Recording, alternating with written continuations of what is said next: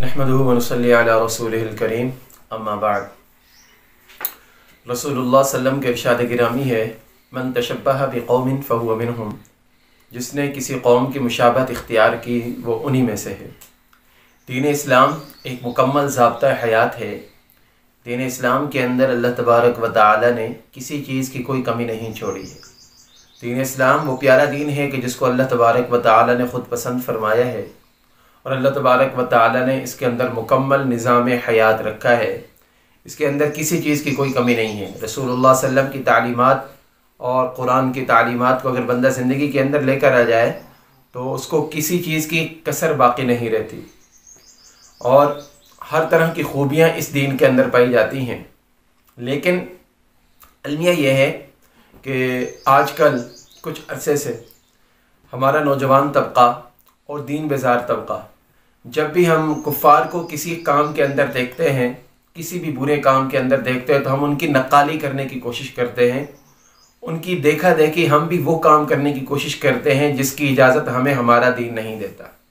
इनमें बहुत सारी कबीह रस्में हैं, जिनमें से एक कबीह रस्म जो अभी आ रही है अप्रैल फूल के नाम से, यानी 1 अप्रैल को इज्तिमाई तौर पर झूठ बोला जाता है।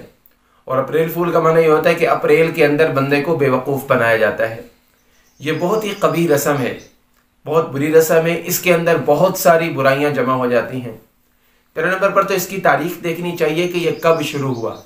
खुद ईसाइयों की किताबों के अंदर लिखा है कि यहूदियों ने हज़रत ईसा अलैहिस्सलाम के साथ तमसख़ और इस्तिहज़ा के लिए जो दिन मुकर्रर किया था, जिस दिन उन्होंने उस हज़रत ईसा अलैहिस्सलाम का नौज़ुबिल्लाह मजाक उड़ाया था, वो अप्रैल का दिन था।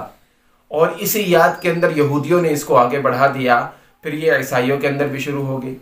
इस तरह इसके बारे में और भी बहुत सारी बातें लिखी हैं कि चंद सौ साल पहले एक आदमी ने कई उलमा इकराम को इकट्ठा किया और फिर उनको जाकर समंदर के अंदर गर्क कर दिया। उनको कहा मैं तुम्हारी दावत करता हूँ। फिर समंदर के अंदर के दरमियान में जाकर उनको डुबो दिया और फिर खुशी मनाई कि आज अप्रैल का दिन था, इसलिए अप्रैल के नाम से मैंने इनको बेवकूफ़ बनाया है। तो जो भी तारीख पढ़ी जाती है, जो भी वाक़या पढ़ा जाता है, उसके अंदर हर जगह पर यही नज़र आता है कि जिसमें किसी न किसी तालीम को मसख़ किया गया हो, किसी न किसी मजहबी शख्सियत का मजाक उड़ाया गया हो। भला एक गैरतमंद मुसलमान ये कब बर्दाश्त कर सकता है कि वो दीन का मजाक उड़ाने वाले रस्म जो है उसको अपने अंदर जिंदा करे। लेकिन इन वाक़े के ऊपर अक्सर उलमा इकराम, तकरीबन तमाम ही उलमा इकराम, तमाम मकातिब फ़िक्र के उलमा इकराम ये समझाते हैं लोगों को कि लोगों इसके अंदर शरीक ना हो। फिर भी आप देखें कि इस दिन कसरत से झूठ बोला जाता है और फिर अखबारों की शह सुर्खियाँ बनाई जाती हैं। मुझे याद है कि चंद साल पहले, अब तो अखबार यहाँ पर गांव में हूँ, मैं नहीं पढ़ रहा हूँ, चंद साल पहले हम कराची के अंदर थे तो अप्रैल फूल के 1 अप्रैल को जब अखबार पढ़ते थे तो उनकी बड़ी बड़ी सुर्खियों के अंदर यानी बड़ी बड़ी अजीब व गरीब खबर लगाकर एंड में लिखा जाता था कि ये अप्रैल फूल मनाया जा रहा है। तो मीडिया और लोग जो है ना इस तरह के, वो इस चीज़ को मुज़य्यन करके पेश करते हैं ताकि लोग इसके अंदर मुब्तला हो जाएं। याद रखें भाइयों अजीज़ों कि ये जो रस्म है ना, ये इस्लाम, पैगम्बर इस्लाम की तालीमात के बिल्कुल खिलाफ है। पहले नंबर पर इसके अंदर झूठ बोला जाता है। रसूलुल्लाह सल्लम ने झूठ बोलने वाले के लिए 3 मरतबा बर्बादी का ऐलान फरमाया है कि बर्बादी उस शख्स के लिए जो झूठ बोलते, 3 मरतबा फरमाया है। झूठ नहीं बोलना चाहिए। हदीस पाक के अंदर आता है कि जब बंदा झूठ बोलता है तो उसके ये जो फरिश्ते हैं उससे दूर चले जाते हैं। झूठ की बदबू की वजह से फरिश्ते उसके करीब नहीं रहते, फरिश्ते उसको छोड़ देते हैं। इसी तरह कुरान पाक के अंदर झूठ बोलने वाले लोगों के ऊपर लानत की गई है। एक झूठ हो गया। दूसरा, गैर कौमों की नक्काली की जाती है इसके अंदर। मुसलमानों का क्या ताल्लुक ऐसे रसूम के साथ? तो हजरत उमर फारूक रजी अल्लाह तआला का फरमान है, गालिब उन्होंने फरमाया है, मफहूम है कि जो बंदा किसी कौम की नकल करते हुए चला गया, क़यामत के दिन उन्हीं में से उठाया जाएगा।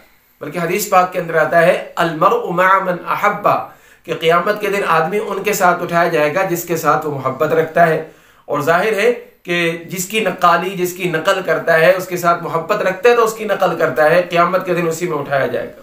इस तरह एक और हदीस पाक के अंदर आता है, रसूलुल्लाह सल्लल्लाहु अलैहि वसल्लम ने इरशाद फरमाया, मन तशब्बह बिक़ौमिन फ़हुव मिनहुम। जिस आदमी ने किसी भी कौम की नकल की, मुशाबहत इख्तियार की, वो उनमें से है। अब ये हमारे ऊपर है कि हम किन में से शुमार होना चाहते हैं, अपने आप को मुसलमानों में शुमार करना चाहते हैं या गैर मुस्लिमों में शुमार करना चाहते हैं। और याद रखिए उलमा इकराम ने बड़ा अजीब मसला लिखा है कि जो आदमी झूठ को झूठ समझकर बोलता है ना, तो उसको तो गुनाह कबीरा है, पता भी हो कि यह गुनाह है फिर भी वो करता है, लेकिन दिल में समझता है कि यह गुनाह है, मुझे नहीं करना चाहिए। लेकिन जो आदमी इसको हलाल समझकर करता हो कि कुछ नहीं होता, झूठ बोलने से कुछ नहीं होता, जो आदमी झूठ हलाल समझकर करता है, उलमा इकराम ने लिखा है कि ऐसे आदमी के ईमान के जाने का अंदेशा है, कहीं ऐसा ना हो कि इसका ईमान ही चला जाए। और यहाँ पर बड़ी ठिठाई के साथ झूठ बोला जाता है और बड़े फख्र के साथ झूठ बोला जाता है। तो हमारा ताल्लुक इस तरह के रसूम से, इस तरह के रिवाजों से, इस तरह की बुरी तहजीबों से बिल्कुल नहीं है।